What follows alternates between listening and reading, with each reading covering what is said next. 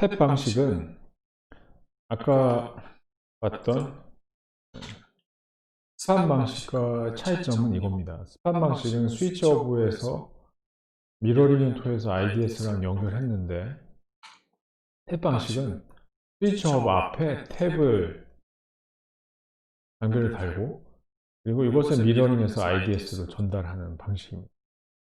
그래서 이것도 네트워크만 변경 없이 이제 테스트가 가능하고, 네트워크 장비에 수입되는 패킷들을 원하는 곳에 이제 전달할 수 있는 역할을 합니다. 그래서 규모가 큰 기업에서는 이런 네트워크 보안 장비, BMT 등을 수행하는 경우에 탭 장비를 주로 사용을 하고 있습니다.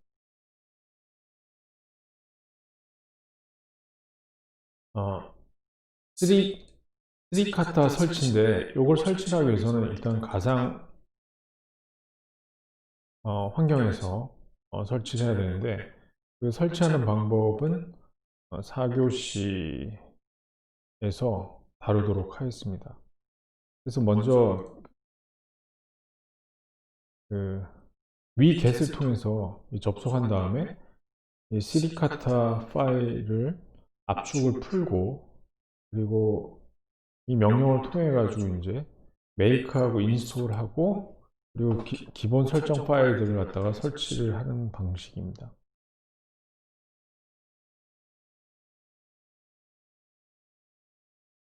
그리고 스리카타는 OISF라는 데서 이제 개발했고, 침입 탐지, 침입 차단용으로 이제 사용되고 있고요. 그리고 아주 옛날부터 이제 사용되어 왔고, 어, 그 오랫동안 사용했던 그 IDS의 스노트의 단일 스레드 방식에서 벗어나서 대용량 트래픽을 실시간 처리할 수 있는 그런 유틸리티입니다. 그리고 멀티코어랑 멀티스레드를 완벽하게 지원하고, 그리고 스노트 룰을 호환하기 때문에 기존에 사용했던 그 룰들을 그대로 가져와서 이제 사용할 수가 있고, 그리고 GPU가 설치되어 있을 경우에 GPU 가속을 사용할 수가 있고, 그리고 루아 스크립트 언어로 시그니처를 작성할 수 있다는 장점도 있고, 다양한 그 기능들이 이제 포함이 되어 있습니다. 그래서 설치하는 방법은 일단 그 쓰리카타 사이트에서 다운을 받아서, 쓰리카타를 이제 다운받아서 압축을 풀고 설치하면 되고요. 설치하기 전에 이제 다양한 라이브러리를 이제 설치해야 되는데, 그 라이브러리 설치하기 위해서는 RPM이라는 툴을 사용해 가지고 설치를 합니다. 그래서 쓰리카타를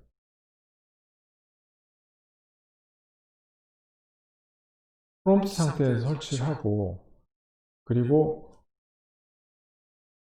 동작 확인하기 위해서는 쓰리카타 -c, 그 다음에 근데 인터페이스 명을 이제 입력을 하게 되면 이게 이제 작동 중인 것을 확인할 수가 있고요. 그리고 백그라운드 모드에 실행하고 싶다. 그러니까 그러면 -D 옵션을 주면 됩니다. 여기다가 -D 옵션을 주면 백그라운드에서 이게 돌아가게 되죠. 그리고 OISF 사이트는 oisf.net이라는 사이트에 접속하고, 그리고 스리라카 사이트는 스리카타 -ids.org를 선택하면 여러분 거기서 다운을 받을 수가 있습니다.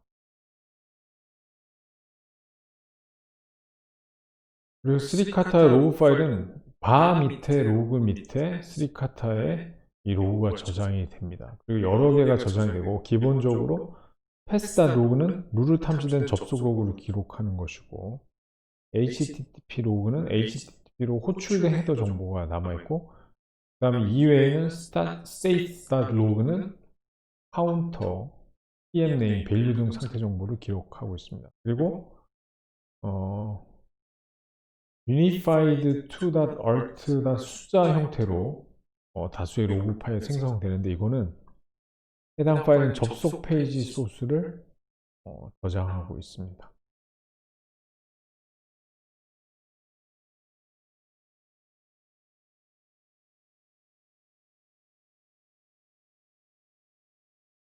적은 양의 트래픽일 경우에 스리카타를 운영하는 데 문제가 없는데 대용량을 처리하기 위해서는 그 설정에 따라서 성능 차이가 날 수 있습니다. 그래서 그 스리카타의 성능을 끌어내기 위해서는 충분한 용량의 램이 필요하고 한 8기가 정도는 필요하고요.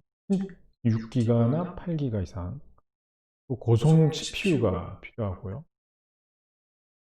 그래서 스리카타 YAML 파일에 디텍트 엔진을 설정할 필요가 있고, 그리고 디텍트 엔진은 로우, 미디엄, 하이 커스텀으로 설정할 수 있습니다. 그래서 그 설정에 따라서 시스템 자원 활용이 달라집니다.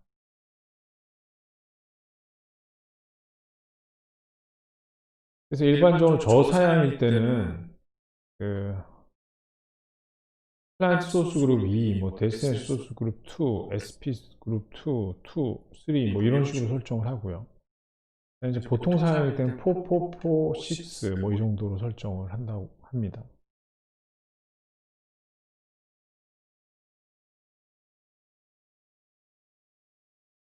그리고 네트워크 패킷 설정인데 이 바 로그 스리카타 디렉토리에 데이터 로그 파일에 스리카타의 운영 상태를 확인할 수가 있습니다. 그래서 여기에 갱신된 정보를 확인해서 메모리, CPU, 패킷 처리에 대한 설정 고려를 변경을 할 필요도 있습니다.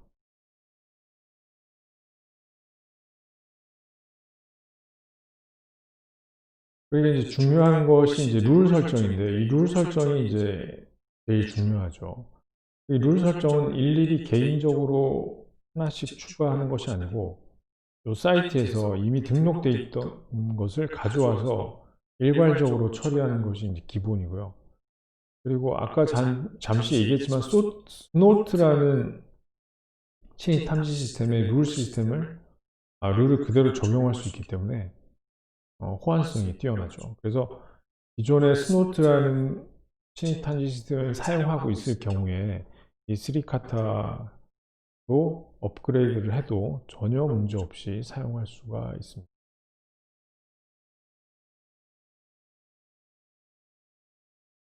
그래서 이 룰은 그 스노트 방식을 이해하고 있으면 크게 이제 문제가 없고, 이것은 개인적으로 일일이 추가한다기보다는 최신 위협에 대한 공개된 룰 사이트에 있거든요. 그래서 여기서 다운받아서 사용하면 됩니다. 일단 한번 접속을 한번 해보도록 하겠습니다. 네, 여기 보면 좀 있죠.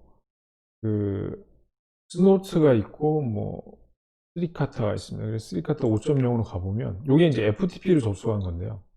FTP로 접속하면 이 디렉토리가 쭉 보여줍니다. 그러면서 지금 룰스라고 있죠. 그래서 이거를 클릭을 해보면 다 이게 지금 커멘트 되어 있는 거는 이제 설명이고요. 이게 룰들입니다. 그래서 이런 룰들이 굉장히 많은데 이걸 이제 일일이 보고 등록한다는 건 사실상 불가능하죠. 그래서 이런 공개된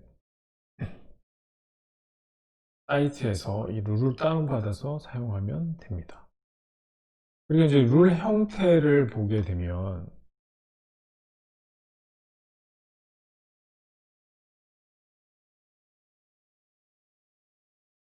룰 형태는 왼쪽에 이제 액션이 있고요. 액션이 있고 헤더가 있고 이제 룰이 있는데 그 액션에서 패스라는 건 그냥 통과하죠. 통과. 제일 긍정적인 겁니다.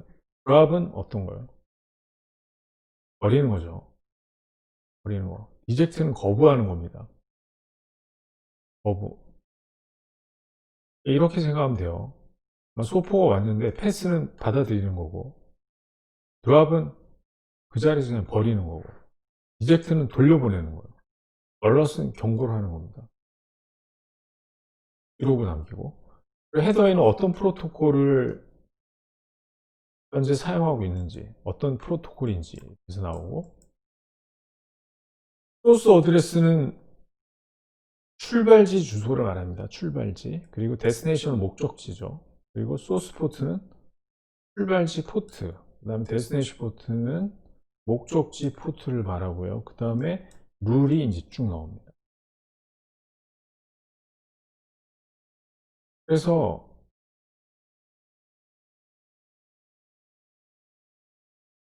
액션이 처리될 때는 네 가지 형태로 처리되고 순서는 패스, 드랍, 리젝트, 얼럿 이런 식으로 입니다.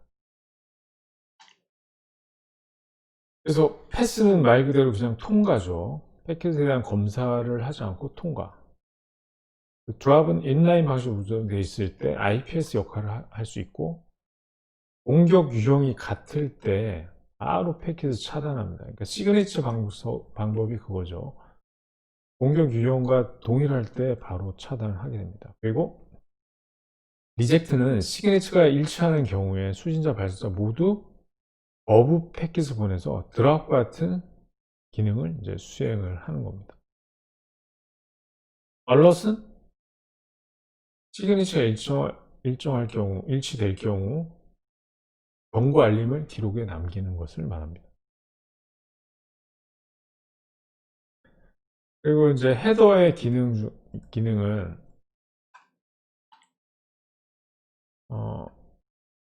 프로토콜은 어떤 프로토콜에서 시그니처 매칭할 것인지에 대한 정의하는 부분입니다. 그래서 CB 같은 경우는 데이터 전송에 주로 쓰는 전송 계층의 프로토콜이고요. UDP는 이것도 전송 계층인데 유저 데이터 그램이라고 그래가지고 어떤 대용량의 멀티미디어 자료를 실시간 전송할 때 사용하는 거죠. 그리고 ICMP는 인터넷 컨트롤 메시지 프로토콜이라고 해서 네트워크상에서 오류가 발생하면 그 오류 내용을 발신자에게 전달해주는 프로토콜입니다. 그리고 스리카타는 2.0부터 HTTP하고 UDP하고 TLS, SMB, DNS는 다양한 응용 레이어 단계까지 지원하고 있고요. 그 외의 모든 프로토콜을 검사를 하려면 all 또는 any를 통해서 프로토콜을 이제 매치를 할 수가 있습니다. 그리고 어드레스는 패킷이 어디로 가는지 패킷의 흐름을 검사하는 단계로 출발지 IP, 목적지 IP, 네트워크 대역대를 정의할 수 있습니다. 그러니까 그러니까 목적지가 한 군데가 아닐 수도 있죠. 그러면 네트워크 대역대는 그 서브넷 마스크를 통해 가지고 사용을 합니다. 그리고 스리카타 역시 IP 버전 4와 6 둘 다 지원을 하고, 그리고 특수 문자를 활용한 방식도 지원하고 있고, 그리고 sriCata.yaml 파일에 원하는 네트워크 대역을 변수로 설정해서 처리를 할 수가 있습니다. 그래서 이런 거죠. 이 느낌표라는 게 이 부정이에요, 부정. 얘 빼고 다 된다, 그런 뜻이죠. 그리고 요거는 요 구간 1.1.1하고 1.1.2만 안 된다. 그 다음에 홈넷 하면 Your setting of homenet in YAML. 그리고 포트도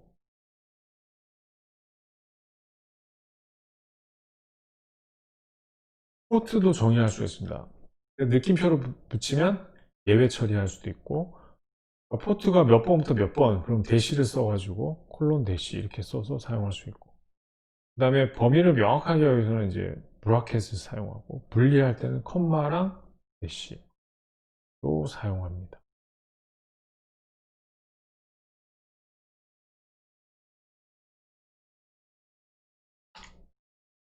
그리고 메타 세팅은, 메타 정보는 탐지되는 룰에 영향을 주지 않는 정보를 말하는데요. 메타 정보가 탐지되는 경우 이벤트에 대한 정보를 이제 담고 있습니다. 메시지는 탐지된 이벤트에 대한 기본 정보를 가지고 있고, 첫 부분이 서명 파일 이름을 대문자로 적고 뒷부분에 설명 내용을 이제 작성을 하게 됩니다.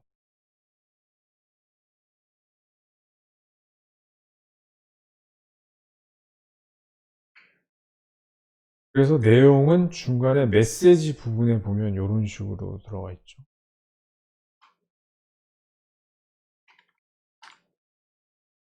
그리고 서명은 SID는 서명, 시그니처 아이디인데 서명에 대한 고유 번호로 아이디는 숫자로 구성이 되어 있습니다.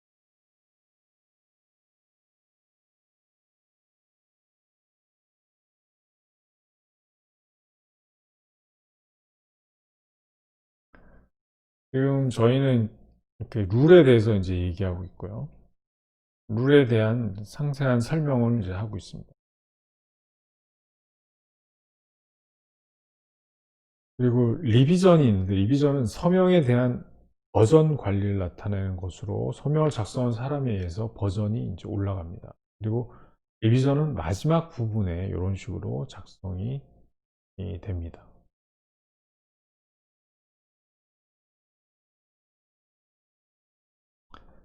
그래서 시험 문제는 이런 식으로 나오겠죠.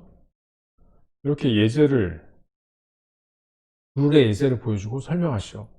얼럿이라는 건 지금 이거는 기록을 한다는 뜻이고 이 TCP 프로토콜에 관한 것이고 홈 네트워크는 어떤 곳에서 어떤 곳으로 다 적용되는 것입니다. 리비전 3이고 SID는 요거고 숫자로 나타내고 어떤 형태의 액티비티냐 트로jan 액티비티 악성 코드 그 트로이 목마 형식으로 되어 있는 악성 코드를 말하는 거죠. 그리고 그룹 아이디는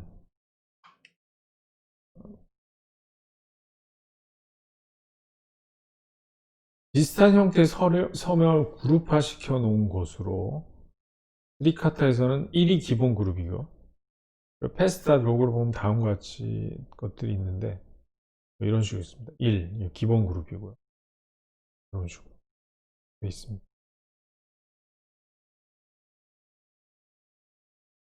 그래서 시험 문제 뭐 그룹 아이디가 저장되어 있는 어떤 로그 파일은 그럼 페스타 로그죠.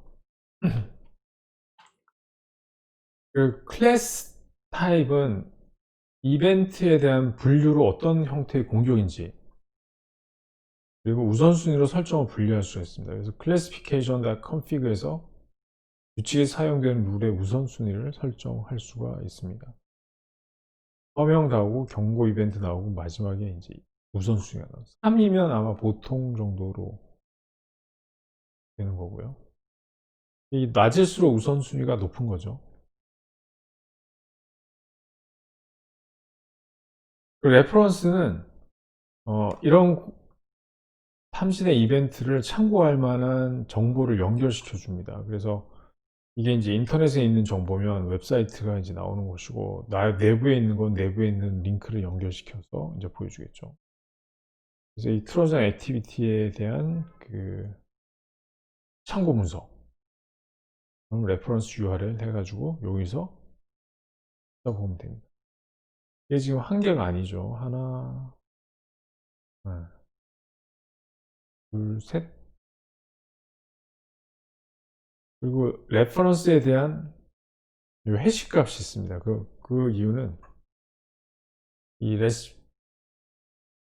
레퍼런스의 어떤 변조를 체크하기 위해서 이렇게 해시 값이 MD5가 있고요. 그리고 프라이어티는 1부터 255까지 1이 가장 우선순위가 높고 보통 이걸 다 쓰진 않고 1부터 4 정도까지 우선순위를 설정해서 이제 사용을 합니다. 그리고 프라이어티 1, 그 메타 태그 이런 식으로 그리고 스리라카에서 메타 데이터를 무시하지만 서명에 포함되어 있으면 다음 형태로도 사용할 수 있다. 표시가 되고요.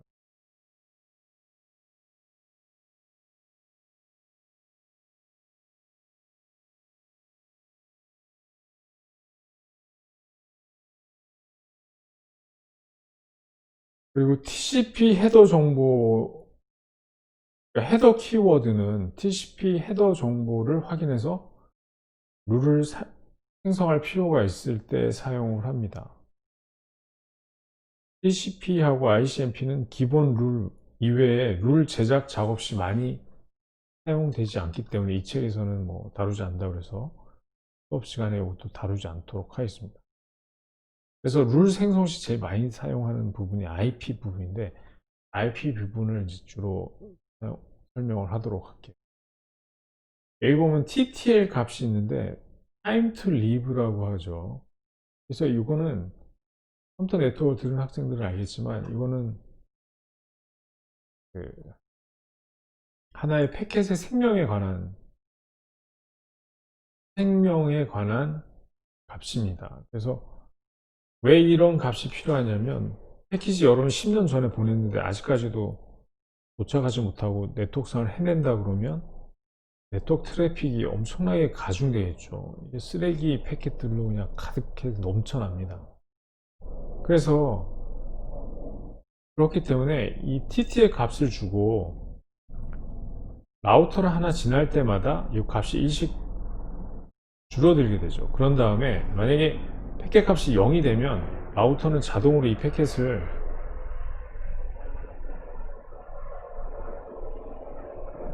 삭제를 하게 됩니다. 그러니까 드랍 시키는 거죠. 그래서 이 드랍이 되면 이 패킷은 사라지게 되죠. 그러고 이제 거기서 끝나는 것이 아니라 ICMPO 프로토콜을 이용해서 시간 초과라는 메시지를 발신자에게 이제 전달하게 됩니다. 그러면 발신자는 이 TTL 값을 조절을 해야 되겠죠. 처음에 128이었는데 타임 익시드라는 메시지를 받게 되면 시간 초과됐다고 하게 되면 이 TTL 값을 늘려서 가다가 이제 중간에 사라지지 않도록 하는 거죠.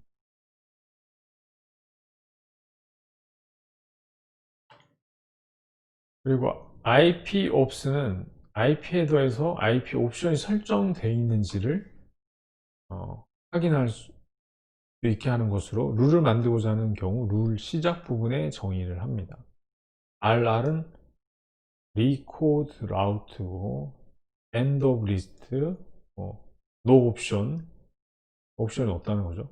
타임스탬프, 언제 통과했는지 그 시간, 그리고 SEC은 IP Security, 그리고 ESEC은 IP Extended Security, 그리고 IL 같은데 LSR는 Losing Source Routing. 이 소스 라우팅이라는 게 뭐냐면 발신자가 경로로 다 지정할 때 사용하는 겁니다. 그리고 스트릭트 소스 라우팅은 이거는 그러니까 발신자가 정해 주긴 하는데 상황에 따라서는 이걸 바꿀 수도 있는 걸 의미하는 것이고요. 그다음에 스트릭트 소스 라우팅은 절대로 주지 말라 그런 뜻이죠. 발신자가 정해 놓은 대로 그냥 그 경로를 보내는 거예요. SATID는 Steam Identifier 식별자고 스팀 식별자고 Any는 Any IP Options are set. 어떤 것도 세팅할 수 있다. 그런 겁니다. 그리고 이제 IP 프로토는 패킷 헤드에서 IP 프로토콜 확인할 때 사용하고 IP 프로토콜 종류에 따른 번호로 설정할 수가 있습니다. 여기 나오는 건 룰들이기 때문에 여러분들이 뭐 이해하는 부분은 없고 다 외워야 되는 것이죠. 그래서 상세한 그 코드는 여기서 이제 접속을 해서 확인할 수가 있는데 한번 접속을 해서 한번 확인해 보도록 하겠습니다.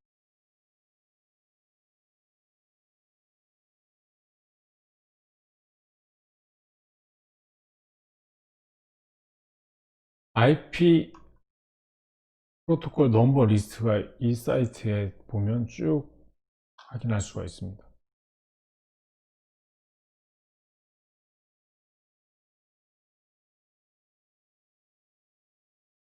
0번이면 ICMP고 키워드가 인터넷 컨트롤 프로토콜이고 6번이면 TCP 트랜스미션 컨트롤 프로토콜 17이면 유저 다이어그램 프로토콜이죠. 지오 IP는 출발지 IP, 목적지 IP가 어느 국가의 IP인지 확인할 수 있는 기능인데 요즘 이런 거 많이 쓰고 있죠. 그래서 이제 국가 코드를 갖다가 이제 확인할 수가 있습니다. 그래서 지오 IP에서 이제 국가 코드 확인할 수가 있고, 출발지 IP, 목적지, 이게 KR은 한국이고, CN은 차이나, UK는 유나이티드 킹덤, 영국이죠. 이런 식으로 확인할 수 있습니다.